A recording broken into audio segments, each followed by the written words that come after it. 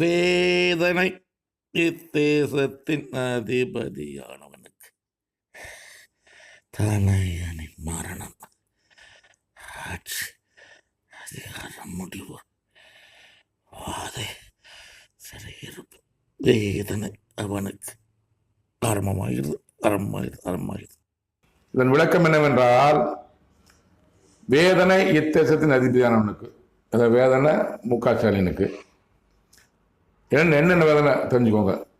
தனயனின் மரணம், உதயநிதி ஸ்டாலின் மரணம், ஆட்சி அதிகார முடிவு, முதலமைச்சர் பதவி முடிவு, வாதை நோய், சிறைக்கு போகிறது, வேதனை அவனுக்கு ஆரம்பமாகிறது. இது கடவுள் வார்த்தை. இவைகளாம் வேதனையாக இருக்கும் என்று கடவுள் கூறியிருக்கிறார். தொடர்ந்து இவ்வளவு நிறைவேறுமா என்பதை பார்க்கலாம்.